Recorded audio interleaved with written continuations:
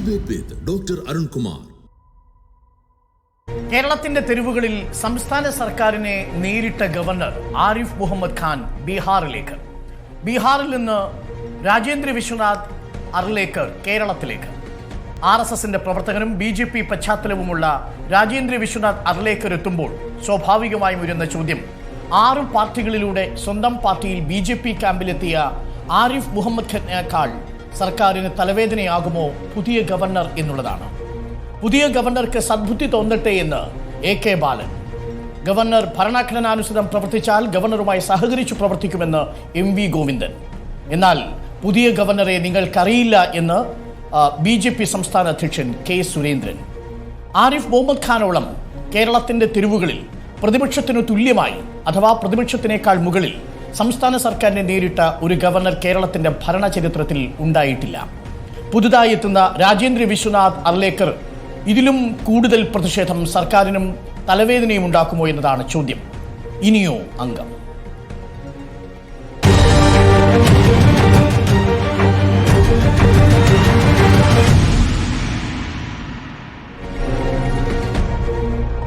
അതിഥികളായി നമുക്കൊപ്പം CPM പ്രതിനിധി advocate KS Arunkumar, UDF പ്രതിനിധി അഡ്വക്കേറ്റ് ഷിബു മീരാൻ, BJP പ്രതിനിധി TP ജയചന്ദ്രൻ, ഒപ്പം രാഷ്ട്രീയ നിരീക്ഷകൻ ജോർജ് പൊടിപ്പാറ എന്നിവരാണ്. ആദ്യം ഞാൻ TP ജയചന്ദ്രൻ മാഷിലേക്ക്. TP ജയചന്ദ്രൻ മാഷെ, പുതുതായിട്ട് വരാൻ പോകുന്ന രാജേന്ദ്ര വിശ്വനാഥ് അർലേക്കർ ആരിഫ് മുഹമ്മദ് ഖാനേക്കാൾ കൂടിയ ഇനമാണ് എന്നൊക്കെയാണ് ഇപ്പോൾ സൈബർ വൃത്തങ്ങൾ ചർച്ച ചെയ്യുന്നത്. ഇന്ന് BJP സംസ്ഥാന അധ്യക്ഷൻ പറഞ്ഞത് പുതിയ ഗവർണറെ നിങ്ങൾക്കറിയില്ല എന്നാണ്. ഒരു ഭീഷണിയാണോ?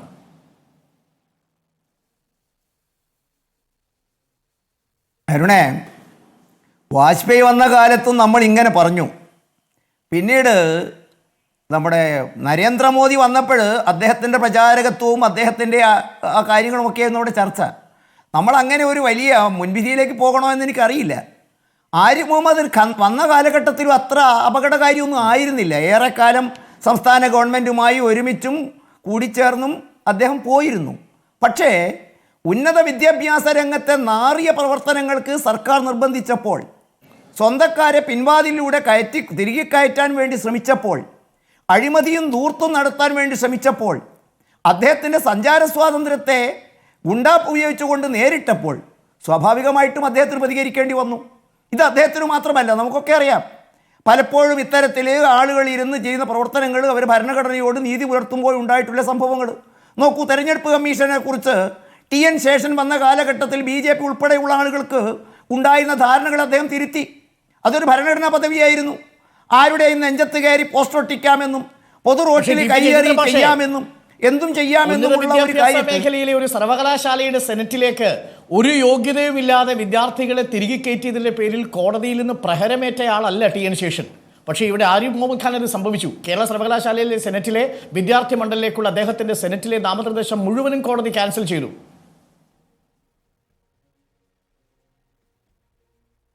അങ്ങനെ സെലക്റ്റീവ് ആവണോ അരുണേ? നമ്മൾ എത്ര അടികൾ തിരിച്ചും കിട്ടിയിട്ടുണ്ട് നോക്കൂ. കണ്ണൂർ സർവകലാശാലയിലെ വൈസ് ചാൻസലർ നിയമനത്തിന് അടി കിട്ടിയിട്ടില്ലേ? മറ്റ് സർവകലാശാലകളുടെ നിയമനത്തിന് അടി കിട്ടിയിട്ടില്ലേ? 5-8 പേരെ മാറ്റി നിർത്തേണ്ടി വന്നിട്ടില്ലേ? അപ്പോൾ നമ്മൾ അങ്ങനെ സെലക്റ്റീവ് ആവണോ?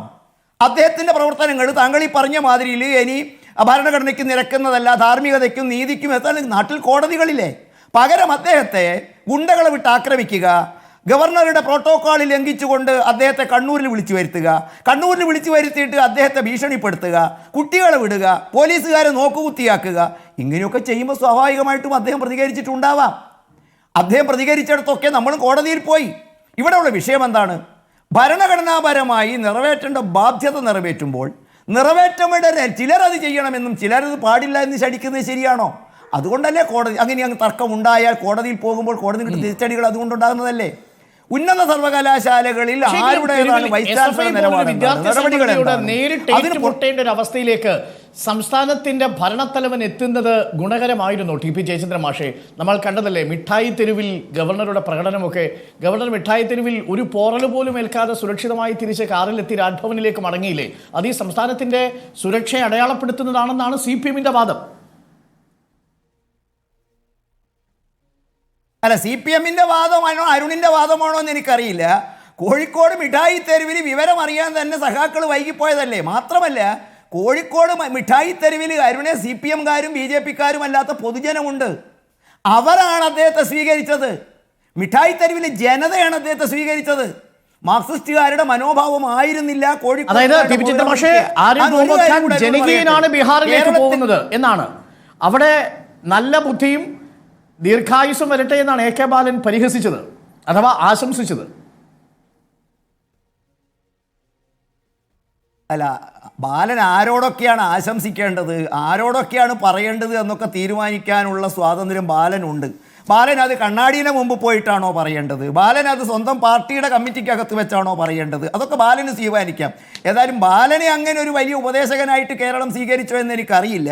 ഏതായാലും അദ്ദേഹത്തിൻ്റെ ഉപദേശത്തിന് മറുപടി പറയേണ്ടത് ഞാനുമല്ല. അദ്ദേഹത്തിൻ്റെ ഭാഷാ പരിജ്ഞാനവും അദ്ദേഹത്തിൻ്റെ സാംസ്കാരിക സമ്പന്നതയും ഒക്കെ പ്രകടിപ്പിക്കാൻ ഈ ഭരണഘടനാ പദവിയിലിരിക്കുന്ന ഒരു മനുഷ്യന്റെ യാത്രയടുപ്പ് ചടങ്ങിൽ അദ്ദേഹത്തിന് പറഞ്ഞത് അദ്ദേഹത്തിന് നമുക്ക് 4 അതിഥികളുണ്ട്. ഇന്ന് ക്രിസ്മസ് ദിനമായതുകൊണ്ട് തന്നെ നമുക്ക് അധികം ബ്രേക്കുകളുമുണ്ട് എന്നുള്ളത് കൊണ്ട് സമയക്ലിപ്തത എല്ലാ അതിഥികളും പാലിക്കണമെന്ന് അഭ്യർത്ഥിക്കുന്നു. ഞാൻ അഡ്വക്കേറ്റ് K. അരുൺകുമാറിലേക്ക് വരുന്നു. Advocate K. അരുൺകുമാർ, BJP പ്രതിനിധിയുടെ ആർഗ്യുമെന്റ്, ഇന്ന് BJP സംസ്ഥാന അധ്യക്ഷന്റെ ആർഗ്യുമെന്റ്, കേരളത്തിൽ ഏറ്റവും ജനകീയനായ ഒരു ഗവർണറാണ് കേരളത്തിൽ നിന്നിപ്പോൾ ബീഹാറിലേക്ക് പോകുന്നത് എന്നാണ്. ഇന്ന് MV ഗോവിന്ദ മാഷ് പറഞ്ഞത് കോൺഗ്രസും BJP-കാരും ഒക്കെ നിരാശപ്പെടുമെന്നുള്ളതാണ്. തീർച്ചയായും ഒരു ജനകീയ ഗവർണർ കേരളത്തിൽ നിന്ന് പോകുന്നതിൽ BJP-ക്ക് വേദനയുണ്ടാവുന്നത് കൊണ്ട് എന്താണ് പ്രശ്നം? ഇത്രയും അധികം സർക്കാരിൻ്റെ എത്രയോ പ്രഹരമേൽപ്പിച്ചാണ് പോകുന്നത്. ഭരണപരമായ ചട്ടങ്ങൾ ഓർമ്മപ്പെടുത്തിയ ഗവർണറിലെ പോകുന്നത് എന്നതാണ് BJP-യുടെ വാദം. വരാൻ പോകുന്നത് രാജേന്ദ്ര വിശ്വനാഥ് അലേക്കറാണ്. ആശങ്കകളൊന്നുമില്ല, മുൻവിധിയില്ല എന്നൊക്കെ പറയുമ്പോഴും RSS-ന്റെയും BJP പശ്ചാത്തലവും സർക്കാരിനെയും പാർട്ടിയെയും ആശങ്കപ്പെടുത്തുന്നുണ്ടോ അഡ്വക്കേറ്റ് K. അരുൺകുമാർ? ഇല്ല, ഇപ്പോൾ പുതുതായിട്ട് ബീഹാറിലെ ഗവർണറാണ് കേരളത്തിലേക്ക് വരുന്നത് എന്നതാണ് ഇപ്പോൾ മനസ്സിലാക്കുന്നത്. ഏതായാലും ആ വ്യക്തിയുടെ രാഷ്ട്രീയ പശ്ചാത്തലമോ മറ്റുമൊന്നും ഇപ്പോൾ നമ്മൾ അത്ര ഗൗരവമായി കാണുന്നില്ല. കാരണം ഒരു വ്യക്തിയെ അല്ലല്ലോ വിലയിരുത്തുന്നത്, അദ്ദേഹം നടത്തുന്ന പ്രവർത്തനങ്ങളെ നോക്കിയിട്ടാണ് നമ്മൾ അദ്ദേഹത്തെ വിലയിരുത്തേണ്ടത്. കാരണം ഒരു ഗവർണർ എന്ന് പറഞ്ഞാൽ ഭരണഘടനാപരമായി പ്രവർത്തിക്കേണ്ട ആൾ തന്നെയാണ്. രാഷ്ട്രീയപരമായിട്ടുള്ള നിലപാടുകളും അഭിപ്രായങ്ങളും എല്ലാം ഉണ്ടായിരിക്കാം. പക്ഷേ ഗവർണർ, സ്പീക്കർ പദവികളിൽ എത്തുന്ന ആളുകൾ രാഷ്ട്രീയത്തിന് അതീതമായി ഏറ്റവും ഭരണഘടനാപരമായിട്ട് തന്നെ പ്രവർത്തിക്കണം എന്നതാണല്ലോ നമ്മൾ ഒരു കീഴ്വഴക്കമായി കൊണ്ടുപോകുന്നത്. എന്നാൽ അടുത്ത കാലത്ത് കേരളത്തിൽ, അതുപോലെ തമിഴ്നാട്ടിൽ, ആന്ധ്രയിൽ, തെലങ്കാനയിൽ, ഡൽഹിയിൽ, പഞ്ചാബിൽ, ബംഗാളിലെല്ലാം നാം കണ്ടതുപോലെ ഗവർണർമാരെ ഉപയോഗിച്ചുകൊണ്ട് BJP ഇതര സംസ്ഥാന ഗവൺമെന്റുകളെ പ്രവർത്തിക്കാൻ അനുവദിക്കാത്ത തരത്തിൽ ഒരു രാഷ്ട്രീയ ടൂളായി ഗവർണർമാരെ മാറ്റുന്നത് നാം കാണുകയാണ്. ഇന്ത്യൻ ഭരണഘടനയിൽ ആർട്ടിക്കിൾ 153 മുതൽ 167 വരെ ആരാണ് ഗവർണർ, എന്താണ് ഗവർണറുടെ അധികാരം, പദവി, യോഗ്യത എല്ലാം കൃത്യമായി പറയുന്നുണ്ട്. എന്നാൽ ഭരണഘടനയിൽ പറയാത്ത പല അധികാരങ്ങളും എടുത്തുകൊണ്ട് സംസ്ഥാന ഭരണത്തിൽ ഇടപെടുകയും ദുർബലപ്പെടുത്തുകയും ചെയ്യുന്ന പല ഇടപെടലുകളും ഈ ഗവർണറുടെ ഭാഗത്തുനിന്ന് നാം കാണുകയുണ്ടായി. ഇപ്പോൾ കേരളത്തിലെ ഗവർണറെ കുറിച്ച് ഇൻട്രോയിൽ തന്നെ സൂചിപ്പിച്ചു. 6-7 രാഷ്ട്രീയ പാർട്ടികളിൽ പോയി കേന്ദ്രമന്ത്രിയും MPയൊക്കെയുമായി നിരവധി പദവികൾ വഹിച്ച ആളാണ്. അത്തരത്തിൽ പദവികൾ വഹിച്ച ആൾ ഒരു ഗവർണർ സ്ഥാനത്തിന് യോഗ്യനാണോ എന്ന് തെളിയിക്കുന്ന അല്ലെങ്കിൽ സംശയിക്കുന്ന തരത്തിലുള്ള നിരവധി ഇടപെടലുകൾ ഉണ്ടായിട്ടുണ്ട്. ഒന്നാമത്തത്, കേരളത്തിൽ സാമ്പത്തിക അടിയന്തരാവസ്ഥ പ്രഖ്യാപിക്കണം എന്നാവശ്യപ്പെട്ടുകൊണ്ട് അദ്ദേഹം രാഷ്ട്രപതിക്ക് കത്തെഴുതി. നമുക്കറിയാം ഈ കേരളത്തിൽ പലതരത്തിലുള്ള സാമ്പത്തികമായിട്ടുള്ള പ്രശ്നങ്ങൾ ഉണ്ടായിട്ടുണ്ട്. പക്ഷേ ഒരു അടിയന്തരാവസ്ഥ, സാമ്പത്തിക അടിയന്തരാവസ്ഥ പ്രഖ്യാപിക്കേണ്ട ഒരു സംസ്ഥാനമാണോ നമ്മുടെ കേരളം? അദ്ദേഹം കത്തെഴുതിയത് നാം കണ്ടില്ലേ. അതിനുശേഷം നയപ്രഖ്യാപനം ഞാൻ വായിക്കില്ല നിയമസഭയിൽ. എന്താണ് കാരണം? പൗരത്വ ഭേദഗതി നിയമവുമായി ബന്ധപ്പെട്ടുകൊണ്ട് നിയമസഭ പ്രമേയം പാസാക്കിയതും സുപ്രീം കോടതിയിൽ നിയമ പോരാട്ടത്തിന്റെ ഭാഗമായി കേരള ഗവൺമെന്റ് മാറിയപ്പോൾ നയപ്രഖ്യാപന പ്രസംഗം ഞാൻ നടത്തില്ല എന്ന് പറഞ്ഞ് ദിവസങ്ങളോളം ആശങ്കയുണ്ടാക്കിയത് ഒരു ഗവർണർക്ക് യോജിച്ച, ഭരണഘടനാപരമായി പ്രവർത്തിക്കുന്ന ആൾക്ക് യോജിച്ചതാണോ? അതുപോലെ ധനമന്ത്രിയിൽ എനിക്കുള്ള പ്രീതി നഷ്ടപ്പെട്ടു, അതുകൊണ്ട് ധനമന്ത്രി രാജിവെക്കണം എന്ന രൂപത്തിൽ ഒരു ഗവർണർക്ക് പ്രീതി നഷ്ടപ്പെട്ടാൽ എന്താണ് ഭരണഘടനാപരമായി ഒരു സംസ്ഥാനത്ത് സംഭവിക്കുക? ഗവർണറുടെ പ്രീതിക്ക് എന്തെങ്കിലും പ്രാധാന്യമുണ്ടോ? അപ്പോൾ അടിസ്ഥാനപരമായിട്ടുള്ള കാര്യങ്ങൾ വരെ മറക്കുന്നു നാം കാണുകയാണ്. അതുപോലെ ശ്രീ സജി ചെറിയാന് സത്യപ്രതിജ്ഞാ വാചകം ചൊല്ലിക്കൊടുക്കില്ല എന്ന് പറഞ്ഞ് ദിവസങ്ങളോളം പത്രവാർത്തകളും വിവാദങ്ങളും ചർച്ചകളും എല്ലാം ഉണ്ടാക്കിയത് നാം കാണുകയാണ്. അപ്പോൾ സാമ്പത്തിക അടിയന്തരാവസ്ഥയുടെ കാര്യത്തിലും നയപ്രഖ്യാപനം വായിക്കില്ല എന്നുള്ള കാര്യത്തിലുള്ള ശടംപിടുത്തവും, അതുപോലെ ധനമന്ത്രിയിൽ പ്രീതി നഷ്ടപ്പെട്ടു എന്ന് പറഞ്ഞതും, ഒരു സംസ്ഥാനത്ത് മന്ത്രിയായി വരുന്ന ആൾക്ക് സത്യപ്രതിജ്ഞ ചൊല്ലിക്കൊടുക്കില്ല എന്ന് പറയുന്നതും ഗവർണർ മനസ്സിലാക്കേണ്ട ഭരണഘടനാപരമായ ഉത്തരവാദിത്വത്തിന്റെ അടിസ്ഥാനപരമായിട്ടുള്ള കാര്യങ്ങളാണ്. ഇടപെട്ടില്ലായിരുന്നെങ്കിൽ സജി ചെറിയാന്റെ വിഷയത്തിൽ കോടതിയുടെ വ്യവഹാരം മറ്റൊന്നായി മാറുമായിരുന്നു. ഒരുപക്ഷെ അദ്ദേഹം തന്നെ എതിർത്തു, വലിയ ചർച്ചാ വിഷയമായി കോടതി തന്നെ നിരീക്ഷണം നടത്തി, പുതിയ അന്വേഷണത്തിന് ഉത്തരവിട്ടു. അപ്പോൾ ഈ ഗവർണർ നടത്തിയ എല്ലാ ഇടപെടലുകളെയും നമുക്ക് ഒറ്റയടിക്ക് തള്ളിക്കളയാൻ കഴിയില്ല. ഇന്നും 9 VC-മാർ പടിക്ക് പുറത്താണ്. ചട്ടവിരുദ്ധമായിട്ട് നിയമനം നടത്തി എന്നതായിരുന്നു ഗവർണറുടെ ആക്ഷേപം. അത് ശരിവെച്ചുകൊണ്ടല്ലേ കോടതി ഉത്തരവുകൾ വന്നത് പലതും. അല്ലല്ല ഡോക്ടർ അരുൺ, ഞാൻ ഈ പറഞ്ഞ 4 കാര്യം അത് ഒരു ഗവർണർ പദവിയിലേക്ക് വരുന്നയാൾ, ഇപ്പൊ ഇന്ത്യൻ ഭരണഘടന പ്രകാരം ഗവർണർ പദവിയിലേക്ക് വരുന്നയാൾക്ക് ഒരു വിദ്യാഭ്യാസ യോഗ്യത ഇല്ലല്ലോ. 35 വയസ്സുള്ള ആർക്കും ഗവർണർ ആകാം. പക്ഷെ ഗവർണർ ആയി കഴിഞ്ഞാൽ അതിൻ്റെ ബേസിക്കായി ഭരണഘടനാപരമായി പാലിക്കേണ്ട മര്യാദകളുടെയും അടിസ്ഥാനപരമായ തത്വത്തിൻ്റെയും കാര്യത്തിലുള്ള 4 ഉദാഹരണമാണ് ഞാൻ പറഞ്ഞത്. ഉദാഹരണങ്ങൾ നിരവധിയുണ്ട്. ഗവർണർ എന്ന രൂപത്തിൽ പ്രവർത്തിക്കുമ്പോഴാണ് ബില്ലിൽ ഒപ്പിടേണ്ടത്. സുപ്രീം കോടതി ചോദിച്ചില്ലേ, തീ കൊണ്ട് തല ചൊറിയരുത് എന്ന് പറഞ്ഞത് ഈ ആരിഫ് മുഹമ്മദ് ഖാനോടല്ലേ? ബില്ലുകൾക്ക് മേൽ അടയിരിക്കുന്നവരായി ഗവർണർമാർ അധംപതിക്കരുത് എന്ന് പറഞ്ഞത് ഈ ആരിഫ് മുഹമ്മദ് ഖാനെ ചൂണ്ടിക്കാണിച്ചിട്ടല്ലേ? ഞങ്ങൾ കടുത്ത ഭാഷയിലേക്ക് പ്രതികരിച്ചു, ഇനി കടുത്ത നടപടികളിലേക്ക് കടക്കും എന്ന് പറഞ്ഞപ്പോഴല്ലേ അദ്ദേഹം ഒപ്പിടാതെ കഷത്തിൽ വച്ചുകൊണ്ടിരുന്ന 9 ബില്ലുകളിൽ ചിലത് രാഷ്ട്രപതിക്ക് അയക്കുകയും ചിലതിൽ ഒപ്പിടുകയും ചെയ്തത്? ഈ ഇടുക്കിയിലെ ഭൂപതിവ് പട്ടയം 2.25 വർഷമല്ലേ അദ്ദേഹം അതുമായി ബന്ധപ്പെട്ടുകൊണ്ട് ബില്ല് ഒപ്പിടാതെ സൂക്ഷിച്ചത്? പിന്നെ എന്നോട് ചോദിച്ച ചോദ്യം അത് ഗവർണർ എന്ന രൂപത്തിലല്ല, ചാൻസലർ എന്ന രൂപത്തിൽ. ഇവിടെ കണ്ണൂർ യൂണിവേഴ്സിറ്റിയുടെ ആ വൈസ് ചാൻസലറുമായി ബന്ധപ്പെട്ടുകൊണ്ടുള്ള കാര്യം, അദ്ദേഹം അതിൽ ഒപ്പിട്ട് എല്ലാം കഴിഞ്ഞതിന് ശേഷം പത്രക്കാരോട് പറഞ്ഞു, ഗവൺമെന്റിന്റെ പ്രഷർ കൊണ്ടാണ്, സമ്മർദ്ദം കൊണ്ടാണ് ഞാനിത് ചെയ്തത് എന്ന ഒറ്റ പരാമർശത്തിലാണ് സുപ്രീം കോടതി കയറി പിടിച്ചത്. മറിച്ച് ആർക്കെങ്കിലും പുനർനിയമനം കൊടുക്കുന്ന കാര്യത്തിലോ സെർച്ച് കമ്മിറ്റിയുമായി ബന്ധപ്പെട്ടുകൊണ്ടുള്ള മാനദണ്ഡത്തിന്റെ കാര്യത്തിലോ ഗവൺമെന്റ് സ്വീകരിച്ച നടപടിക്രമങ്ങളിലോ സുപ്രീം കോടതി ഇടപെട്ടിട്ടില്ല. മറിച്ച് ഒരു ഗവർണർ എല്ലാ തീരുമാനവും കഴിഞ്ഞ് ഒപ്പിട്ടതിന് ശേഷം എന്നിൽ സമ്മർദ്ദം ഉണ്ടായതുകൊണ്ട് ഞാൻ ചെയ്തു എന്ന് പറയുന്ന ഒരു ഓപ്പൺ പ്രസ്താവനയിലാണ് സുപ്രീം കോടതി ഇടപെടുന്ന സാഹചര്യം ഉണ്ടായത്. മറിച്ചൊന്നും ഞാൻ ചോദിക്കട്ടെ, ഇദ്ദേഹം നടത്തിയ നിയമനവുമായി ബന്ധപ്പെട്ടോ എടുത്ത തീരുമാനവുമായി ബന്ധപ്പെട്ടുകൊണ്ടോ ഏതെങ്കിലും ഒരു തീരുമാനം, ഒറ്റ കാര്യം.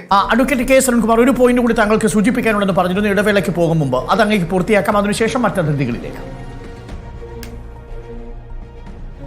അതായത് നിരവധി കേസുകളിൽ തിരിച്ചടി ഉണ്ടായിട്ടില്ലേ എന്നൊരു ചോദ്യം അങ്ങ് ചോദിച്ചു. എന്നാൽ സിംഗിൾ ബെഞ്ചിൽ നിന്ന് പല വിധികളും വന്നിട്ടുണ്ട്. ഡിവിഷൻ ബെഞ്ചിൽ ചെല്ലുമ്പോൾ എല്ലാ കേസുകളിലും ഗവർണർക്കെതിരായിട്ടുള്ള വിധിയാണ് ഹൈക്കോടതിയിൽ നിന്നുണ്ടായത്. സുപ്രീം കോടതിയിലാണെങ്കിൽ ഇപ്പോൾ ഈ കണ്ണൂർ യൂണിവേഴ്സിറ്റിയിലെ വൈസ് ചാൻസലറുമായി ബന്ധപ്പെട്ടുകൊണ്ടുള്ള കേസ് അല്ലാതെ മറ്റൊരു കേസിലും ഗവർണറുടെ സ്റ്റാൻഡ് വിജയിക്കുന്ന സാഹചര്യം ഉണ്ടായിട്ടില്ല.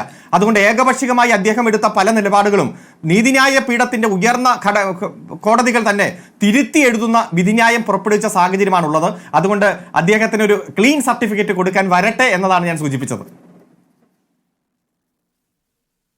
ഓക്കെ, ശരി. നമുക്ക് UDF പ്രതിനിധി ഷിബു മീരാൻ കൂടി ചർച്ചയിൽ പങ്കെടുക്കുന്നു. ശ്രീ ഷിബു മീരാൻ, ഗവർണറും മുഖ്യമന്ത്രിയും തമ്മിലുള്ള ബന്ധം ഒരുപക്ഷേ ഇന്ത്യയിൽ മറ്റൊരു സംസ്ഥാനത്തും കാണാത്ത വിധത്തിൽ അത്ര പ്രതികൂലമായൊരു കാലാവസ്ഥയിലൂടെയാണ് കടന്നുപോയത്. ഇന്നിപ്പോൾ CPM-ന്റെ സൈബറിടങ്ങളിൽ അരസംഖ്യ പോയി മൂത്ത സംഖ്യ വരുന്നു എന്ന മട്ടിലുള്ള പ്രചരണമാണ് നടക്കുന്നത്. ആരിഫ് പോയി അർലേക്കർ വരുമ്പോൾ അദ്ദേഹത്തിൻ്റെ തൊട്ട് മുമ്പുള്ള രാഷ്ട്രീയ പ്രവർത്തനങ്ങളും കമൻറ്റുകളും ഒക്കെ നമ്മുടെ മുന്നിലുണ്ട്. ഞാനൊരു കമൻറ്റ് മാത്രം വായിക്കാം. അർലേക്കർ അടുത്ത കാലത്ത് നടത്തിയൊരു സ്റ്റേറ്റ്മെൻറ്റ് നമ്മുടെ സ്വാതന്ത്ര്യത്തെക്കുറിച്ച്, സത്യാഗ്രഹം നടത്തിയതുകൊണ്ടോ പണച്ചട്ടകൾ ഇല്ലാത്തതുകൊണ്ടോ അല്ല ബ്രിട്ടീഷുകാർ രാജ്യം വിട്ടത്, സാധാരണക്കാരായ ജനങ്ങളുടെ കയ്യിൽ തോക്കും ആയുധങ്ങളും കണ്ടപ്പോഴാണ്. നമ്മുടെ ചരിത്ര പുസ്തകങ്ങളിൽ അടിമപ്പെടാനാണ് ജനങ്ങളെ പഠിപ്പിക്കുന്നത്. അതേപോലെ പട്ന സർവകലാശാലയുടെ പരിപാടിയിൽ ഒരു ഉന്നത വിദ്യാഭ്യാസ ഉദ്യോഗസ്ഥനെ ചാൻസലറുടെ അധികാരം കുറയ്ക്കാനുള്ള നീക്കത്തിനെതിരെ രൂക്ഷമായി പ്രതികരിച്ചൊരു ഗവർണറാണ്. RSSന്റെ പശ്ചാത്തലമുണ്ട്. 1980 മുതൽ BJP പ്രവർത്തകനാണ്. ആരിഫ് മുഹമ്മദ് ഖാനെ പോലെ 6ഓളം പാർട്ടികൾ വിട്ട് BJP ക്യാമ്പിലോ സംഘപരിവാറിലോ വന്ന നേതാവല്ല അർലേക്കർ. കടുത്ത RSS പ്രവർത്തകനും സംഘപരിവാർ പ്രവർത്തകനുമാണ്. അദ്ദേഹമാണ് കേരളത്തിന്റെ പുതിയ ഗവർണറായി നിയമിതനാകാൻ പോകുന്നത്. ആശങ്കയുണ്ടോ പ്രതിപക്ഷത്തിന്?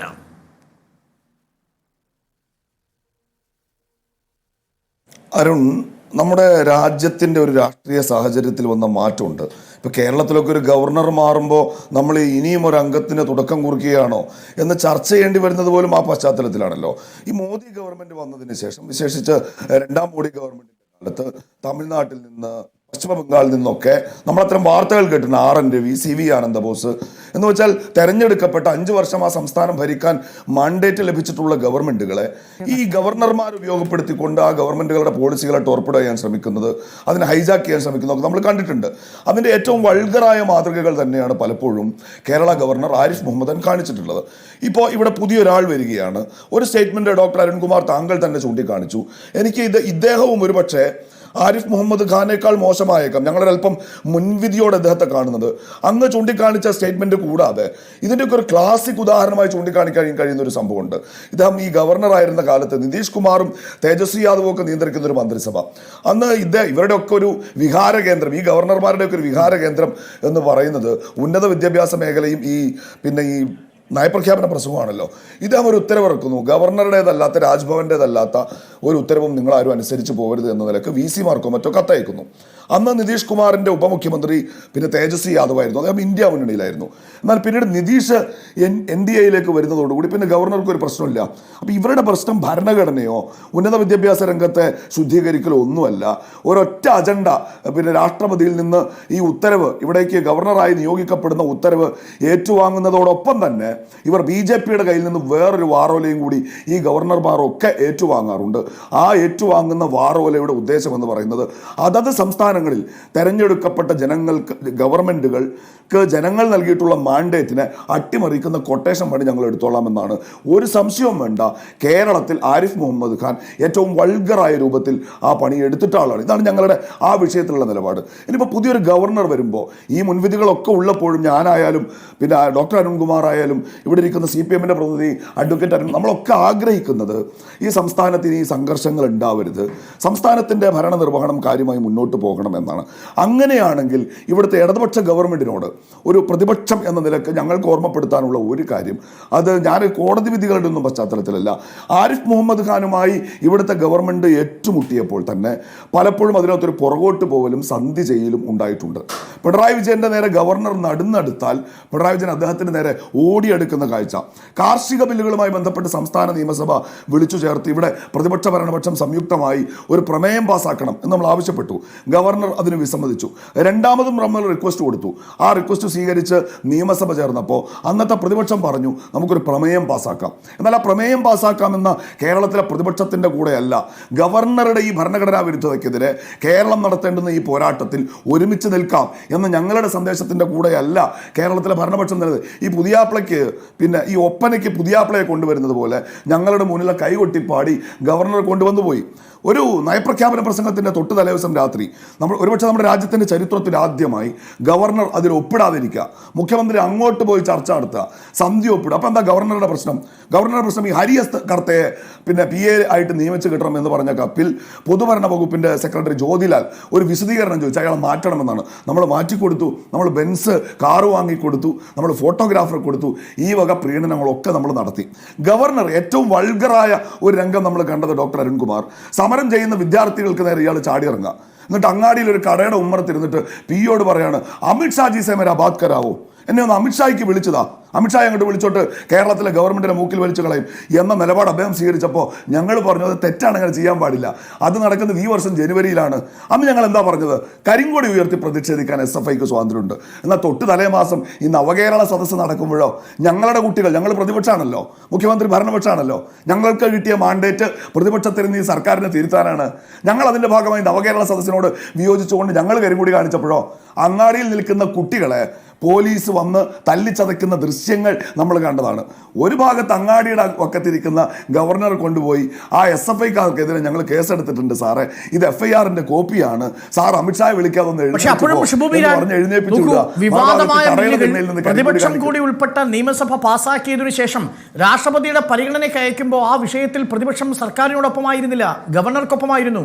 ലോകായുക്ത വിഷയത്തിൽ, സർവകലാശാല ഭേദഗതി വിഷയത്തിൽ ഈ ഗവർണർക്കൊപ്പം നിലപാടെടുക്കുന്ന പ്രതിപക്ഷത്തെയാണ് നമ്മൾ കണ്ടത്. ഞങ്ങൾ നിലപാടെടുത്ത 2 സന്ദർഭങ്ങൾ ഞാൻ അരുൺകുമാറിനോട് ചൂണ്ടിക്കാണിച്ചു. കൊടിക്കുന്നിൽ സുരേഷ് പിന്നെ കഴിഞ്ഞ വർഷം ഡിസംബറിലാണെന്ന് എൻ്റെ ഓർമ്മ, ഇന്ത്യൻ പാർലമെൻറ്റിൽ നോട്ടീസ് കൊടുത്തു. ഈ കേരളത്തിലെയും തമിഴ്നാട്ടിലെയും ഗവർണർമാരുടെ ഭരണഘടനാ വിരുദ്ധമായ സമീപനങ്ങളിൽ ഈ പാർലമെൻറ്റ് ചർച്ച ചെയ്യണമെന്ന് ആവശ്യപ്പെട്ടുകൊണ്ട് വാർത്തയുണ്ട് അരുൺകുമാർ. എല്ലാ കാര്യങ്ങളിലും ഇവിടുത്തെ ഭരണപക്ഷത്തിന് അങ്ങോട്ട് പിന്തുണ കൊടുക്കാനാണെങ്കിൽ പിന്നെ ഞങ്ങൾ എന്തിനാ? ഞങ്ങൾക്ക് ഇവിടുത്തെ LDFനോട് വിയോജിപ്പുണ്ട്, അത് ഞങ്ങൾ ഉന്നയിക്കാറുണ്ട്.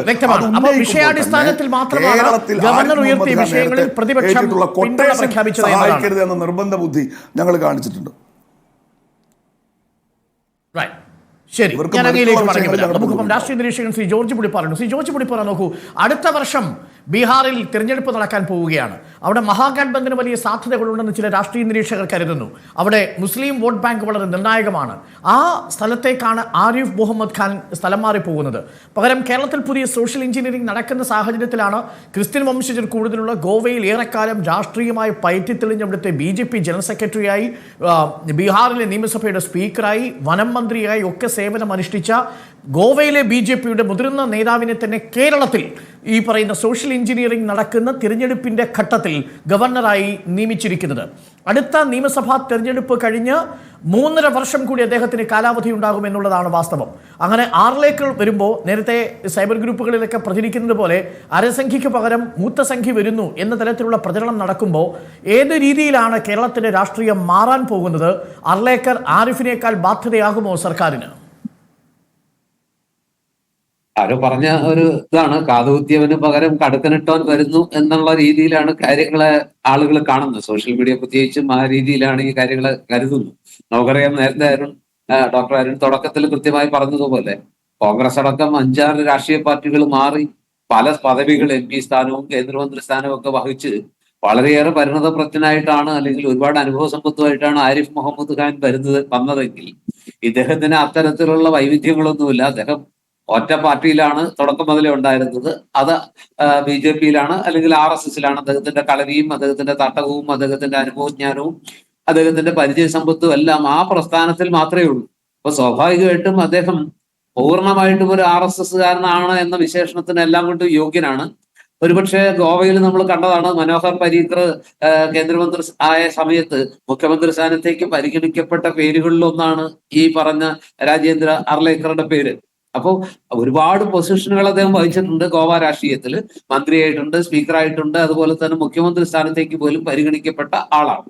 ഇവിടെ ചർച്ചയിൽ അതിനുശേഷം അദ്ദേഹം ഹിമാചൽ പ്രദേശിൽ ഗവർണറായി, പിന്നെ വലിയ സംസ്ഥാനമായ ബീഹാറിൽ ഗവർണറായി. ബീഹാറിൽ അദ്ദേഹത്തിന് പ്രത്യേകിച്ച് സംഘർഷത്തിന്റെ സാധ്യതയില്ല. കാരണം ഇപ്പൊ BJPയും അതുപോലെ തന്നെ നമ്മുടെ അവർ ഉൾപ്പെട്ട സഖ്യമാണ് ഇപ്പൊ അവിടെ ഭരിച്ചുകൊണ്ടിരിക്കുന്നത്. അതുകൊണ്ട് വലിയ പ്രശ്നങ്ങളില്ല. പക്ഷെ കേരളത്തിൽ ഇത് വ്യത്യസ്തമായ ഒരു സാഹചര്യമാണ്. ഇപ്പൊ അരുൺ ചൂണ്ടിക്കാണിച്ചതുപോലെ ഈ പറഞ്ഞ ആരിഫ് മുഹമ്മദ് ഖാനെ ബീഹാറിലേക്കും അവിടുന്ന് അർലേക്കറെ കേരളത്തിലേക്കും ഈ കൊണ്ടുവരുന്നത് BJPയുടെ ഏതെങ്കിലും രാഷ്ട്രീയ ഗെയിം പ്ലാനിന്റെ ഭാഗമായിട്ടാണോ എന്ന് സംശയിക്കാൻ എല്ലാ ന്യായവുമുണ്ട്.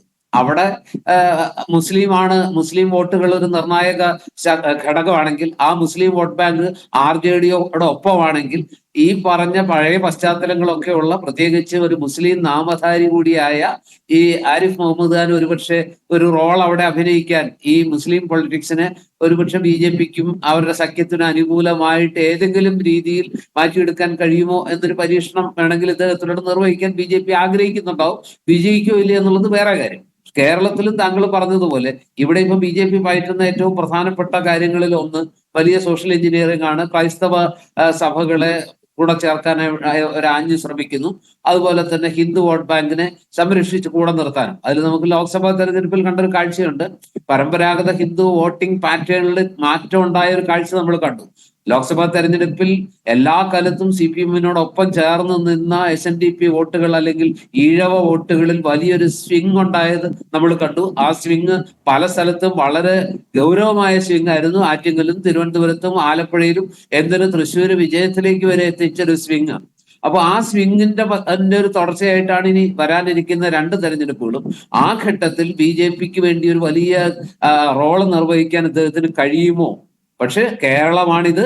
ഇവിടെ അഭ്യാസം ഒരു പരിധിക്ക് അപ്പുറം കടന്നാൽ അതൊന്നും അംഗീകരിച്ചു കൊടുക്കുന്ന ഒരു സ്വഭാവം അല്ലെങ്കിൽ ആ ഒരു രീതി കേരളത്തിന് ഇല്ല. അത് ഗവർണറാവട്ടെ, BJPയുടെ നോമിനിയാകട്ടെ, ആരായാലും ശരി, കാര്യങ്ങൾ തിരിച്ചറിയാനുള്ള ശേഷിയൊക്കെ മലയാളിക്കുണ്ട്, ഇവിടുത്തെ രാഷ്ട്രീയ പ്രസ്ഥാനങ്ങൾക്കും ഉണ്ട്. അത് LDF UDF എന്ന വ്യത്യാസമില്ല. ഇപ്പൊ ഇവിടെ തന്നെ നമ്മൾ കണ്ടല്ലോ, UDFന്റെ ശ്രീ മീരാൻ പറഞ്ഞതും അതുപോലെ തന്നെ അഡ്വക്കേറ്റ് അരുൺകുമാർ പറഞ്ഞതും ഏതാണ്ട് സമാനമായ കാര്യങ്ങളാണ്.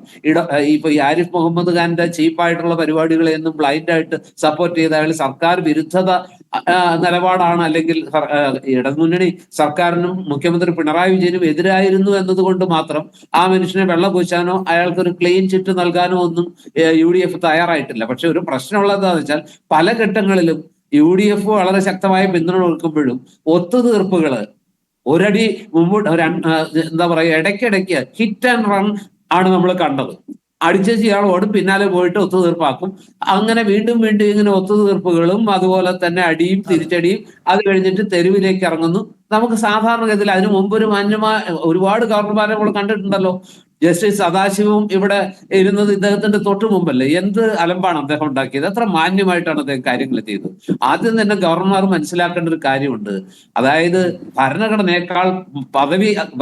പദവിയാണെങ്കിലും ഭരണഘടനയേക്കാൾ മേലെയല്ല, തെരഞ്ഞെടുക്കപ്പെട്ട സർക്കാരുകളെക്കാൾ മേലെയല്ല അദ്ദേഹത്തിന്റെ സ്ഥാനം എന്ന് സ്വയം മനസ്സിലാക്കാനുള്ള ഒരു വകതിരിവ്. നമ്മൾ പറയില്ലേ, പണ്ട് CJ തോമസിന്റെ റോസി തോമസിന്റെ ഒരു പുസ്തകമുണ്ട്, അതിനകത്ത് തുടർച്ചയായിട്ട് ഉപയോഗിക്കുന്ന ഒരു വാചകമുണ്ട്.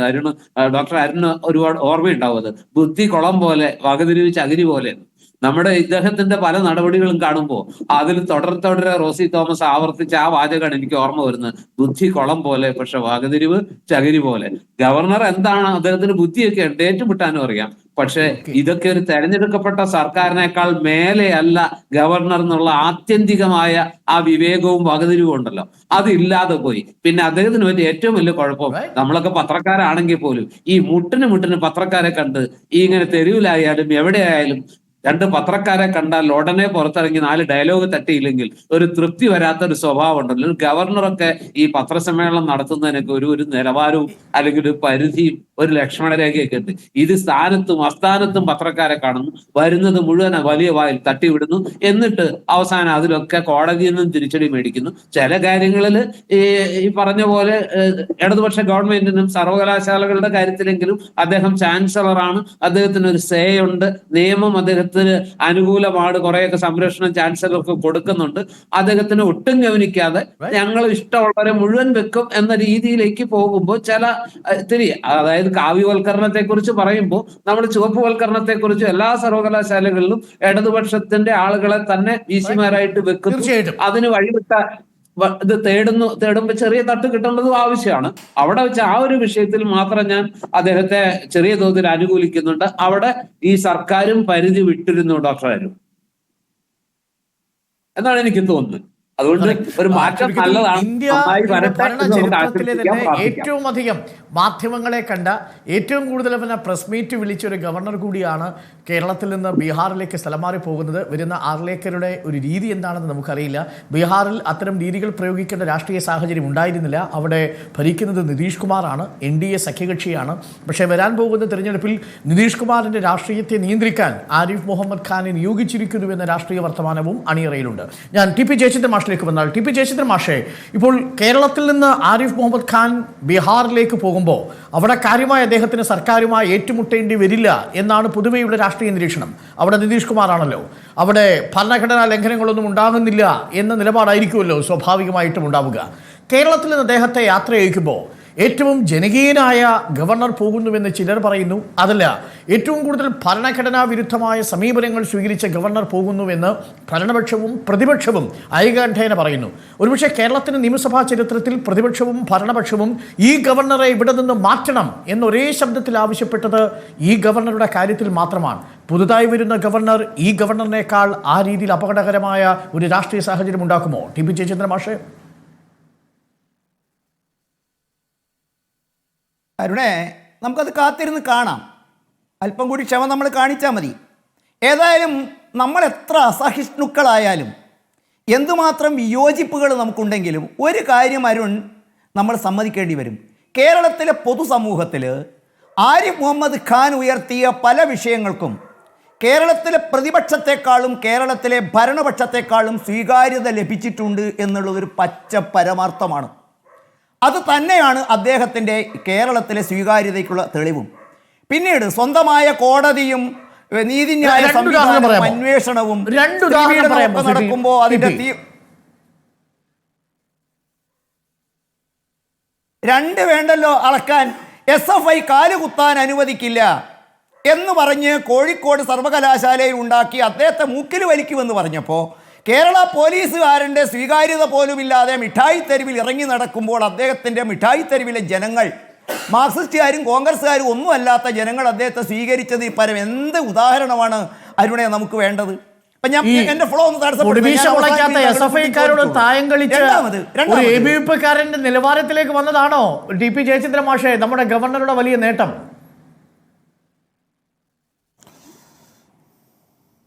അരുണെ, പല നിലവാരമളക്കലും ഓരോരുത്തൻ്റെ കൂടി സാധ്യതയ്ക്കനുസരിച്ചാണ്. ഇപ്പം ഇതിനിടെ ചർച്ചയ്ക്കിടയിൽ അരുൺ പറഞ്ഞു മഹാഗഡ്ബന്ധന് വലിയ സാധ്യതയാണ് ബീഹാറിലുള്ളത് എന്ന്. ഞാൻ ഓർക്കുന്നു, ത്രിപുര തെരഞ്ഞെടുപ്പ് നടത്തുന്ന രാവിലെയിലും താങ്കളുടെ പ്രകടനത്തിൻ്റെ തീവ്രതയും വികാരവും കൃത്യമായി ബോധ്യപ്പെട്ടവരാണ് നമ്മൾ. ഈ തവണയും മഹാരാഷ്ട്ര തെരഞ്ഞെടുപ്പിൻ്റെ ഘട്ടത്തിലും നമ്മൾ ഇതൊക്കെ കണ്ടതാണ്. അതുകൊണ്ട് ഞാൻ പറയുന്നത് അരുൺ, നമുക്ക് ഓരോരുത്തർക്കും നമ്മുടെ വിശ്വാസ പ്രമാണങ്ങളെയും മനസ്സിൽ തോന്നിയ കാര്യങ്ങളെയും വെച്ച് നമുക്ക് സ്വീകരിക്കാനും പുലർത്താനുള്ള സ്വാതന്ത്ര്യത്തെ ഞാൻ ഗണിക്കുന്നില്ല. പക്ഷെ അത് തന്നെയാണ് യാഥാർത്ഥ്യമാണെന്നും അത് തന്നെയേ നടക്കാൻ പാടുള്ളൂ എന്നും ശഠിക്കുന്നതാണ് ഒരർത്ഥത്തിൽ അസഹിഷ്ണുതയുടെ സൂചനയായിട്ട് ഞാൻ താങ്കളോട് വിനയപൂർവ്വം ചൂണ്ടിക്കാണിക്കുന്നു. ഞാൻ ഇവരെ ഇന്ത്യയുടെ ഭരണചരിത്രത്തിൽ എവിടെയെങ്കിലും നമ്മൾ കേട്ടിട്ടുണ്ടോ ഒരു ഞാൻ പറയാം. അതിന് മുമ്പ് എനിക്ക് ഒറ്റ ചോദ്യം. ഒരു ധനമന്ത്രിയുടെ പ്രീതി പിൻവലിക്കുക, ഒടുവിൽ അദ്ദേഹത്തിന് ഒന്നും ചെയ്യാൻ കഴിഞ്ഞില്ലല്ലോ. ആ പ്രീതി പിൻവലിക്കൽ കൊണ്ട് ധനമന്ത്രി ഇപ്പോഴും അവിടെ തുടരുന്നുണ്ട് കേട്ടോ. അതേപോലെ മന്ത്രിമാർക്ക് രാജ്ഭവനിൽ പ്രവേശനം നിഷേധിക്കുക, പൊതിക്കറിവ് കാണിക്കുക, ഇതൊക്കെ ഒരു ഭരണത്തലവന് ചേരുന്ന കാര്യങ്ങളായിരുന്നു. മുട്ടിന് പത്രങ്ങളെ കാണുക, ഇതൊക്കെ യഥാർത്ഥത്തിൽ കൈവിട്ട കളിയായിരുന്നില്ലേ? ഒരു പരിധിവരെ BJP നേതൃത്വത്തിനും ഭാരമായി തീർന്നില്ലേ ആരിഫ് മുഹമ്മദ് ഖാൻ തുറന്ന് സംസാരിച്ചാൽ? അരുണൊരു മാധ്യമപ്രവർത്തകനാണ്, അത്യാവശ്യം നന്നായിട്ട് വായിക്കുകയും അല്ല, ഗവർണർമാർക്ക് പത്രസമ്മേളനം നടത്താൻ പാടില്ല എന്ന് ഇന്ത്യൻ ഭരണഘടന എഴുതി വെച്ചിട്ടുണ്ടോ അരുണെ? ഇനി അദ്ദേഹത്തിൻ്റെ കൂടെ കുറ്റിയും കൊണ്ട് നമ്മുടെ മാധ്യമപ്രവർത്തകന്മാർ പോയിട്ടല്ലേ അദ്ദേഹം പ്രതികരിക്കൽ? അദ്ദേഹം വിളിക്കുന്ന പത്രസമ്മേളനത്തിൽ മാധ്യമപ്രവർത്തകന്മാർ ഹാജരുണ്ടായിട്ടല്ലേ അദ്ദേഹം പത്രസമ്മേളനം നടത്താറ്? മാധ്യമപ്രവർത്തകന്മാരെ ഗവർണർ വിളിച്ചാൽ പോകണം, പോയിട്ടില്ലെങ്കിൽ മൂക്കിൽ വലിക്കുമായിരുന്നോ? നമ്മളല്ലേ അദ്ദേഹം പോകുന്ന വഴിയിലൊക്കെ ഈ കുറ്റിയും കൊണ്ട് അദ്ദേഹത്തിന്റെ പ്രതികരണത്തിന് വേണ്ടി പോയത്, അദ്ദേഹത്തെ പോപ്പുലറാക്കി. ഇവിടെ പറഞ്ഞ കാര്യങ്ങൾ ഞങ്ങളുടെ പണിയാണ്. പക്ഷേ ഞങ്ങളോട് നിരന്തരം സംസാരിച്ചു കൊണ്ടിരിക്കുന്ന ഒരു ഗവർണർ ഞങ്ങളെ അത്ഭുതപ്പെടുത്തിയിരുന്നു. അത് ഞങ്ങൾക്ക് നല്ല കാര്യമാണ്, കാരണം ഞങ്ങളെ സംബന്ധിച്ച് വാർത്ത കിട്ടും ഓരോ ഘട്ടത്തിലും. അങ്ങേക്ക് തുടരാം, മറ്റുള്ളവരുടെ അഭിപ്രായങ്ങൾക്ക് മറുപടി പറയാം. അതെ, രണ്ടാമത് അരുൺ, അദ്ദേഹം ചാൻസലർ ആയതാണ് ഇവിടെ പലർക്കും ഉണ്ടായ അസ്വസ്ഥത. ഞാൻ ഒറ്റ ചോദ്യം ചോദിക്കട്ടെ, ഈ ചാൻസലർ പദവി സ്വർണ്ണ തളികയിൽ വെച്ച് മുഖ്യമന്ത്രി പിണറായി വിജയന്റെ കയ്യിൽ കൊണ്ട് കൊടുത്തതല്ലേ അരുണെ? ഇതാ എടുത്തോളൂ, ഈ അന്യായം പ്രവർത്തിക്കാൻ, ഈ താന്തോന്നിത്തം ചെയ്യാൻ, ഭരണഘടനാ വിരുദ്ധത ചെയ്യാൻ എന്നെ മനസാക്ഷി അനുവദിക്കുന്നില്ല, ഇതാ എടുത്തോളൂ എന്ന് പറഞ്ഞ് കൈ കൊണ്ട് കൊടുത്തതല്ലേ? കാരണം ഇവർ പ്രതീക്ഷിച്ചു അരുൺ ആങ്കർ ആവണോ അതല്ല SFI CPM ആവണോ എന്ന് എനിക്കറിയില്ല, അത് അരുൺ തീരുമാനിക്കുക. ഞാനൊന്ന് പൂർത്തിയാക്കിയിട്ട് നിങ്ങൾ ചോദിച്ചോളൂ. അരുൺ, അദ്ദേഹത്തിൻ്റെ കേരളത്തിലൊരു രീതിയുണ്ട്, നവീനെ പോലെ ഭീഷണിപ്പെടുത്തി വരുതിയിൽ നിർത്തുക. അങ്ങനെ ഭീഷണിപ്പെടുത്തി വരുതിയിൽ നിർത്തിയിട്ട് തങ്ങൾക്ക് വേണ്ട കയ്യൊപ്പ് വാങ്ങിയിട്ട് ഇതാ ഇത് കേരളമാണ്, ഞങ്ങൾ തിരഞ്ഞെടുക്കപ്പെട്ടവരാണ്, ഞങ്ങൾക്ക് എന്തും ചെയ്യാനുള്ള അധികാരമാണ് കിട്ടിയത് എന്നൊരു ധാരണ കേരളത്തിലുണ്ടായിരുന്നു. അത് ചെയ്യാനുള്ള മനസാക്ഷി കുത്തുമൂലം അദ്ദേഹം തിരിച്ചു കൊടുത്തു. അവസാനം അദ്ദേഹം എടുത്ത ചാൻസലർ എടുത്ത തീരുമാനം കോടതി അംഗീകരിച്ചോ ഇല്ലയോ? 7 or 8 പേരെ പുറന്തള്ളിയ തീരുമാനം കോടതി അംഗീകരിച്ചോ ഇല്ലയോ? അപ്പോൾ ഇതൊക്കെ നമ്മൾ അറിയുന്നത് ഇതൊക്കെ അതാണ്. ഇനി അദ്ദേഹത്തിൻ്റെ അയോഗ്യത എന്താണ്? അദ്ദേഹം കുറേ പാർട്ടിയിൽ പോയി എന്നുള്ളതാണ്. പൊടിപ്പാറയുടെ രാഷ്ട്രീയ നിരീക്ഷണത്വത്തിൻ്റെ പൊടിപാറിയ നിരീക്ഷണത്തിൽ ഞാൻ അദ്ദേഹത്തോട് പറയുന്നത്, സാർ, അദ്ദേഹം ഒരു നിലപാടിൻ്റെ പേരിൽ രാജിവെച്ചപ്പോൾ ഞാൻ ജീവിക്കുന്ന കോഴിക്കോട് കടപ്പുറത്ത് അദ്ദേഹത്തിൻ്റെ പരവതാനി ഒരുക്കി സ്വീകരിച്ചത് അരുൺകുമാറിൻ്റെ പാർട്ടിയായിരുന്നു, അഡ്വക്കേറ്റ് അരുണിൻ്റെ പാർട്ടിയായിരുന്നു. മാധ്യമപ്രവർത്തകനായ താങ്കൾക്കത് കാണാതെ പോയത് എന്താണ് എന്ന് എനിക്കറിയില്ല. രണ്ടാമത് കോൺഗ്രസ് പ്രതിനിധി പറഞ്ഞു അദ്ദേഹത്തിനൊരു വാറോല കിട്ടുന്നുണ്ട്. എന്താണ്? തെരഞ്ഞെടുക്കപ്പെട്ട ഭരണഘടനയെ അട്ടിമറിക്കണം. മിസ്റ്റർ ഷിബു മീരാൻ, UDFിൻ്റെ കോൺഗ്രസിൻ്റെ ഭരണകാലത്ത് ഇന്ത്യൻ ജനാധിപത്യത്തെ ചവിട്ടിപതിച്ച് തെരഞ്ഞെടുക്കപ്പെട്ട സർക്കാരുകളെ കേരളത്തിൽ EMS സർക്കാർ ഉൾപ്പെടെ അട്ടിമറിച്ചതിലെ റാങ്ക് ഹോൾഡർ നിങ്ങളുടെ കക്ഷിയല്ലേ? സ്വന്തം എന്താ പറയുക, കണ്ണിലെ കരടെടുത്തിട്ട് കോലെടുത്തിട്ട് പോരെ മറ്റുള്ളവൻ്റെ കോല്. ഇനി അതൊക്കെ കോടതിയിൽ പോയില്ലേ? ഈ രാജ്യത്തെ ജനാധിപത്യത്തെ ഇത്തോതിൽ കശാപ്പ് ചെയ്തവർ. ഇപ്പോൾ ഒരു കാര്യം ശരിയാണ്, ഇവിടെ ചർച്ച ചെയ്യുന്നവർക്ക് കേന്ദ്രത്തിലോ കേരളത്തിലോ അധികാരത്തിൽ ഒന്നും ചെയ്യാൻ കഴിയുന്നില്ല. ഒരു ഗവർണറെ നിശ്ചയിക്കാൻ CPMനും പറ്റില്ല, കോൺഗ്രസിനും പറ്റില്ല. അതിൽ അഭിപ്രായ വ്യത്യാസങ്ങൾ ഉണ്ടാകാം, ഭരണഘടനാ വിരുദ്ധതയുണ്ടെങ്കിൽ കോടതികളിൽ പോകാം. ഇത് കേരളമാണ് എന്ന് പറയുന്നവരോട് ഞാൻ പറയുന്നത് എന്താ? സോഷ്യൽ എഞ്ചിനീയറിംഗ് നടത്താൻ BJPക്ക് അവകാശം നിഷേധിക്കാൻ പൊടിപാറ നിങ്ങൾ ആരാണ്? ഈ രാജ്യത്തെ ജനങ്ങളോട് സംവേദിക്കാൻ, സംസാരിക്കാൻ ഞങ്ങൾക്ക് അവകാശമില്ലേ? ആ എഞ്ചിനീയറിംഗിൽ തെറ്റുണ്ടെങ്കിൽ നിരീക്ഷകന്മാർക്ക് ഉൾപ്പെടെയുള്ള ആളുകൾ കേരളത്തിൽ വർഷങ്ങളായി ചെയ്തുകൊണ്ടിരിക്കുന്നത് എന്താണ്? BJP ചെയ്യുന്ന ന്യായത്തെയും അന്യായത്തെയും സ്ഥാനത്തും അസ്ഥാനത്തും എതിർക്കുക. പക്ഷെ അത് ഗവർണറാണോ ചെയ്യേണ്ടത്? പുളിപ്പാറയുടെ അവസരം വരുമ്പോൾ ചോദിച്ചോളൂ, ഞാൻ കേട്ടിരിക്കാം. അല്ല അതായിക്കോട്ടെന്നേ ഞാൻ പറയും. അതിനിടയിൽ താങ്കൾ പറഞ്ഞ കാര്യമാണ്. സോഷ്യൽ എഞ്ചിനീയറിംഗ് BJPക്ക് പറ്റില്ല. ഇന്ന് BJPക്ക് നേട്ടമുണ്ടായി. ഞാൻ ചോദിക്കട്ടെ, ഈഴവ വിഭാഗങ്ങളിലും ക്രൈസ്തവ വിഭാഗങ്ങളിലും അത് ഗവർണറെ ഉപയോഗിച്ച് ചെയ്യണമെന്നാണ് ജോർജ് പുളിപ്പാറ ചോദിച്ചത്. ഒന്ന് ശാന്തനാകൂ സാർ. നല്ല മിടുക്കുള്ള ഒരു സംസ്ഥാന അധ്യക്ഷനില്ലേ?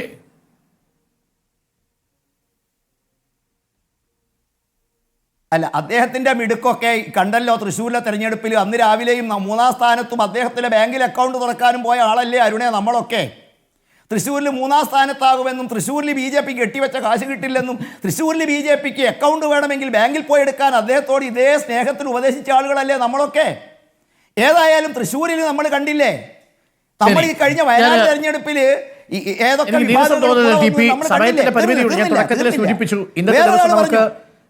കുറച്ചധികം പരസ്യങ്ങളുള്ളത് കൊണ്ട് സമയക്ലിപ്തത വേണമെന്നുണ്ടായിരുന്നു. അങ്ങേക്ക് സമയം കിട്ടിയെന്നാണ് എൻ്റെ വിശ്വാസം. ഞാൻ മറ്റതിഥികളിലേക്ക് കൂടി വരാം എന്നാണ് ചോദ്യം. Advocate K S Arunkumar, TP Jayachandran മാഷ് പറയുന്നത് പോലെ ഇന്ത്യയിൽ കോൺഗ്രസ് അധികാരത്തിലിരുന്നപ്പോൾ വിവിധ സംസ്ഥാനങ്ങളെ പിരിച്ചുവിട്ട ഗവർണറെ പോലെ ആയിരുന്നില്ലല്ലോ ആരിഫ് മുഹമ്മദ് ഖാൻ. ഒരു ഘട്ടത്തിൽ പോലും ആർട്ടിക്കിൾ 356 ആ അടിസ്ഥാനത്തിൽ ഇവിടെ ഉപയോഗപ്പെടുത്താതെയാണ് ആരിഫ് മുഹമ്മദ് ഖാൻ പോകുന്നത്. അത്രയും രാഷ്ട്രീയ സത്യസന്ധതയെങ്കിലും ആരിഫ് മുഹമ്മദ് ഖാൻ കാണിച്ചിട്ടില്ലേ എന്നാണ് അഡ്വക്കേറ്റ് കെ എസ് അരുൺകുമാർ. ഇവിടെ ശ്രീ ആരിഫ് മുഹമ്മദ് ഖാൻ അദ്ദേഹത്തിന്റെ ചെറുപ്പത്തിൽ, പ്രത്യേകിച്ച് 90കളിൽ 2000ന്റെ ആദ്യഘട്ടങ്ങളിലെല്ലാം സ്വീകരിച്ച നിലപാടുകൾ, ആ നിലപാടുകൾ വെച്ചുകൊണ്ട് അദ്ദേഹത്തെ ഇപ്പോൾ വിലയിരുത്താൻ പറ്റാത്ത സ്ഥിതിയാണ്. അദ്ദേഹം ഇപ്പോൾ ചെന്നെത്തിയിരിക്കുന്നത് സംഘപരിവാർ ക്യാമ്പിൽ തന്നെയാണ്. കഴിഞ്ഞ 5 വർഷവും 3 മാസവും 20 ദിവസവും കേരളത്തിന്റെ ഗവർണർ എന്ന രൂപത്തിൽ അദ്ദേഹം നടത്തിയ ഇടപെടലുകളും പ്രവർത്തനങ്ങളും അത് വിലയിരുത്തുമ്പോൾ കൃത്യമായി പറയാൻ കഴിയും, പഴയ ആരിഫ് മുഹമ്മദ് ഖാൻ അല്ല ഇപ്പോഴത്തെ ആരിഫ് മുഹമ്മദ് ഖാൻ. അദ്ദേഹം കൃത്യമായിട്ടുള്ള ലക്ഷ്യത്തോടെ തന്നെയാണ് കേരളത്തിൽ വന്നത്, പ്രവർത്തിച്ചത്, മുന്നോട്ട് പോയത്. 2.5 വർഷം ചില ബില്ലുകൾക്ക് മേൽ അടയിരിക്കുക എന്ന് പറഞ്ഞാൽ എന്ത് ന്യായീകരണമാണ് കൊടുക്കുന്നത്? ഈ ഇടുക്കിയിലെ 10-45 വർഷം 50 വർഷമായി അവരുടെ ഭൂമി കൃഷി ആവശ്യത്തിനും അതുപോലെ വീട് വയ്ക്കാനും മാത്രമേ ഉപയോഗിക്കാൻ കഴിയൂ. ഭൂപതിവ് പട്ടയവുമായി ബന്ധപ്പെട്ടുകൊണ്ടുള്ള ഏറ്റവും നിർണായകമായിട്ടുള്ള ബില്ല് നിയമസഭയിൽ പ്രതിപക്ഷവും ഭരണപക്ഷവും യോജിച്ച് പാസ്സാക്കുമ്പോൾ അതിൽ ഒപ്പിടാതെ 2.25 വർഷം അടയിരുന്നാൽ എന്ത് ന്യായീകരണമാണുള്ളത്? അങ്ങനെ എത്രയോ ബില്ലുകളിൽ അവസാനം സുപ്രീം കോടതി ഇടപെടേണ്ടി വന്ന സാഹചര്യമില്ലേ? ഒരു ഗവർണർക്കെതിരെ സംസ്ഥാന ഗവൺമെന്റിന് സുപ്രീം കോടതിയിൽ പോകേണ്ടി വരിക എന്ന് പറഞ്ഞാൽ എത്ര ഗുരുതരമായിട്ടുള്ള സാഹചര്യമാണ്. അതിൽ സുപ്രീം കോടതി ഇടക്കാല ഉത്തരവുകൾ പ്രഖ്യാപിക്കുക എന്നുള്ള സാഹചര്യം എത്ര ഗുരുതരമാണ്. ഒന്ന് ഞാൻ പറഞ്ഞോട്ടെ, ഈ കേരളത്തിന്റെ വിദ്യാഭ്യാസ മേഖലയിൽ, പ്രത്യേകിച്ച് ഉന്നത വിദ്യാഭ്യാസ മേഖലയിൽ വലിയ മാറ്റം വരുത്തി ഗവർണർ എന്നാ പറയുന്നത്. 9 യൂണിവേഴ്സിറ്റികളിൽ കൃത്യമായി വൈസ് ചാൻസലർമാരെ നിശ്ചയിക്കാൻ അനുവദിക്കാതെ താൽക്കാലിക VC-മാരെ നിശ്ചയിച്ച് അങ്ങ് തട്ടി കൊണ്ടുപോയി എന്നുള്ളത് ഒരു നേട്ടമാണ്. കൃത്യമായി 6 തവണയല്ലേ ചാൻസലറായ ഗവർണർ ഈ സർവകലാശാലകളിലേക്ക് സർവകലാശാലകളുടെ സിൻഡിക്കേറ്റ് മെമ്പറെ നോമിനിയെ വേണമെന്ന് ആവശ്യപ്പെട്ട് കത്തയച്ചത്? 1ഉം 2ഉമല്ല, 6 തവണയാണ് കെ എസ് അരുൺകുമാർ സർവകലാശാല കൊടുത്തോ. അപ്പോ നേരത്തെ ജോർജ് പുളിപ്പാറ പറഞ്ഞതുപോലെ ഇടതുപക്ഷത്തോട് ചേർന്ന് നിൽക്കുന്നവരെ ഈസിയാക്കാനുള്ള റെഡ് വൽക്കരണത്തിന് വേണ്ടി സർക്കാർ തയ്യാറെടുക്കുമ്പോൾ അതിനെ സ്വാഭാവികമായും ഗവർണർ എതിർക്കും. അല്ലല്ല, ഒറ്റ മിനിറ്റ്. ഇവിടെ കോൺഗ്രസിന്റെ പ്രതീതിയും കുറച്ച് വാദം അങ്ങനെ പറഞ്ഞു. എങ്ങനെയാണ് ഈ ഗവർണറുടെ നോമിനി അല്ലെങ്കിൽ ഗവർണറുടെ പാനൽ വരുമ്പോൾ കോൺഗ്രസിന്റെയും BJPയുടെയും ലീഗിന്റെയും ആളുകൾ കൃത്യമായി വീതം വെച്ച് വരുന്നത് എങ്ങനെയാ? ഈ ഗവർണർക്ക് എവിടെന്നാ പാനൽ കിട്ടുന്നത്? ഇവിടെ പല സർവകലാശാലകളുടെ സെനറ്റിലേക്ക്, സിൻഡിക്കേറ്റില് ഗവർണർ നേരിട്ട് നോമിനേറ്റ് ചെയ്യുന്നുണ്ട്. ആ ഗവർണറുടെ പാനൽ വരുമ്പോൾ കൃത്യമായി ലീഗിന്റെ ആളുണ്ട്, കോൺഗ്രസിന്റെ ആളുണ്ട്, BJPയുടെ ആളുണ്ട്. ഈ തിരുവഞ്ചൂർ രാധാകൃഷ്ണൻ കോൺഗ്രസിന്റെ നേതാവല്ലേ, അദ്ദേഹത്തിന്റെ പ്രസംഗത്തിൽ എന്നാ പറഞ്ഞ്, ഈ കേരളം കണ്ടിട്ടുള്ള 24 ഗവർണർമാരിൽ ഏറ്റവും മികച്ച ഗവർണർ ഈ ഗവർണർ ആണെന്ന് പറയുക. എന്നിട്ട് കോൺഗ്രസ് ശക്തമായിട്ട് എതിർത്തിട്ടുണ്ട് എന്ന് പറയുക. എല്ലാ ഘട്ടത്തിലും ഈ കേരളത്തെ അങ്ങ് നശിപ്പിക്കാൻ, കേരളത്തിലെ ഗവൺമെന്റിന്റെ പ്രവർത്തനങ്ങളെ ദുർബലപ്പെടുത്താൻ ഗവർണർ നടത്തിയ ശ്രമങ്ങൾക്ക് പൂർണ്ണമായിട്ടുള്ള പിന്തുണയാണ് കോൺഗ്രസും അതുപോലെ തന്നെ BJPയും UDF-ലെ എല്ലാ കക്ഷികളും മത്സരിച്ച്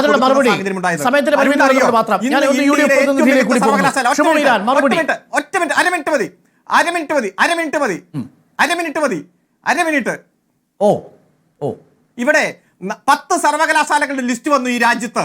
അതിൽ ഏറ്റവും മികച്ച 4 സർവകലാശാല ഈ കൊച്ചി കേരളത്തിൽ നിന്നാണ്. കേരള, MG, അതുപോലെ കൊച്ചി, കാലിക്കറ്റ്, ഈ 100 കോളേജുകളുടെ ലിസ്റ്റ് വന്നു ഈ രാജ്യത്ത്. അതിൽ ഭൂരിഭാഗം കോളേജുകളും ഈ കൊച്ചി കേരളത്തിൽ നിന്നാണ്. തള്ളേണ്ട ഞാൻ ഒരു സൂചിപ്പിച്ചത് പരിധിയില്ലേ? ഈ എം ജി അരുൺ, യൂണിവേഴ്സിറ്റി എന്റെ സമയം. 65 രാജ്യങ്ങളിലെ കുട്ടികളാണ് പഠിക്കുന്നത്. 65 രാജ്യങ്ങളിലെ കുട്ടികൾ. ഞാൻ സൂചിപ്പിച്ചത് ഉന്നത വിദ്യാഭ്യാസ രംഗത്ത് അരുണേ, കേരളം ഈ കുതിക്കുമ്പോൾ കുട്ടികൾ ഈ കോളേജിൽ ഗവർണർ കൂടി ചേർന്ന് വലിയ സർവകലാശാല വലിയ നേട്ടങ്ങളിലേക്ക് ഈ രാജ്യത്തിന് കുതിക്കാമായി കുതിക്കാൻ കഴിയുമായിരുന്നു. റാങ്കിൽ ഇടം പിടിച്ചിട്ടുണ്ട്. അങ്ങനെയും വാദിക്കാം. അരുൺ, എനിക്ക് അനുവദിച്ച സമയമാണ്. അല്ല, ഞാൻ പറഞ്ഞത് അല്ല, എല്ലാ സർവകലാശാലകളുടെയും കേരളത്തിന്റെ എന്റെ ഉന്നത സമയമാണല്ലോ. വിദ്യാഭ്യാസ രംഗത്തെ നേട്ടങ്ങളാണ് ഞാൻ സൂചിപ്പിച്ചത്. അത് ബി.ജെ.പിക്ക് സഹിക്കില്ല. ശരി ശരി ശരി ശരി ശരി ശരി ആ പോയിന്റ് മനസ്സിലായി. ഞാനൊന്ന് ഷിബു മീരാനിലേക്ക് പോയി വരാം. ഷിബു മീരാൻ, മറുപടി. നിങ്ങൾ പല കാലഘട്ടത്തിലും ഇതേ ഗവർണറെ അനുകൂലിച്ചിട്ടില്ലേ? ഇവിടെ BJP യുടെ പ്രതിനിധി. കേരളത്തിലെ അദ്ദേഹം ഏറ്റവും മികച്ച ഗവർണറാണ് നിങ്ങൾ ഇപ്പോൾ അധിക്ഷേപിക്കുന്ന ആരിഫ് മുഹമ്മദ് ഖാൻ.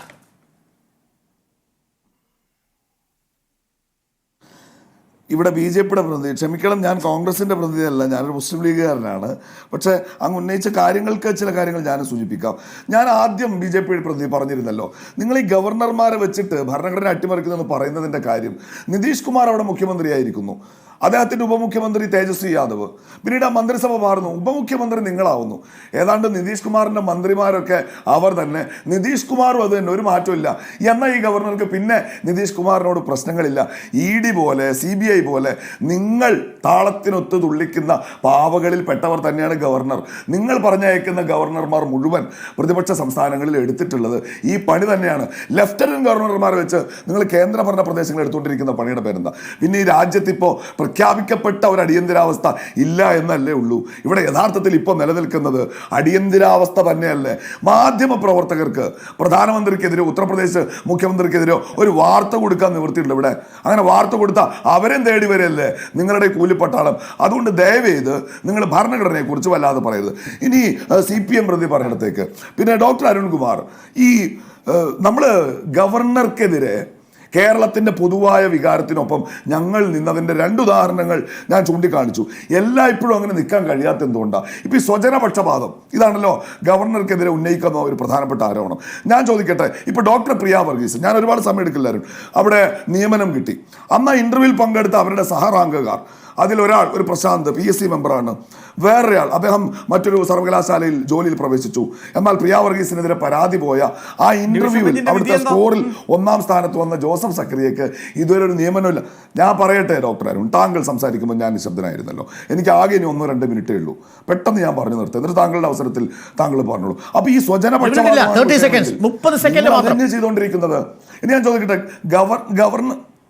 ഗവർണർക്കെതിരെ കരിങ്കൊടി ഉയർത്തി ഞങ്ങൾ SFIക്കാരുടെ സ്വാതന്ത്ര്യത്തിൻ്റെ കൂടെ നിൽക്കാം, മുഖ്യമന്ത്രിക്കെതിരെ കരിങ്കൊടി കാണിക്കാനുള്ള ഞങ്ങളുടെ സ്വാതന്ത്ര്യത്തിൻ്റെ കൂടെ നിങ്ങളും നിൽക്കണം. പുറം തല്ലിപ്പൊളിക്കാൻ വന്നാൽ ഞങ്ങൾക്ക് പിന്നെ എത്ര കാലം നിങ്ങളുടെ കൂടെ, ഞങ്ങൾ എത്ര ആഗ്രഹിച്ചാലും നിങ്ങളുടെ കൂടെ നിൽക്കാൻ പറ്റാത്ത അത്ര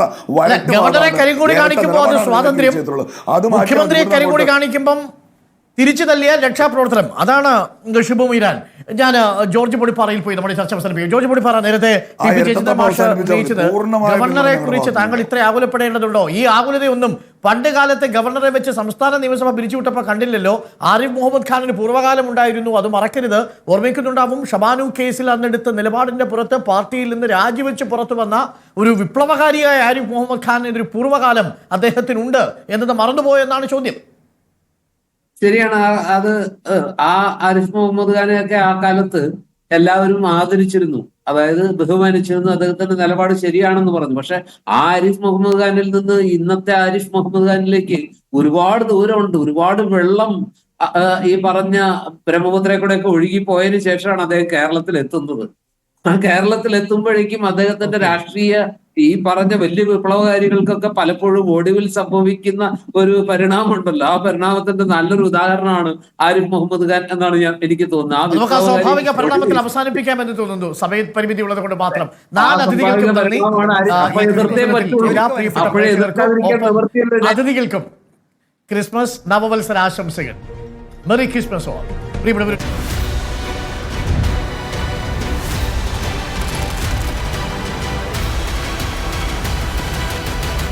Debate with Dr. Arun Kumar.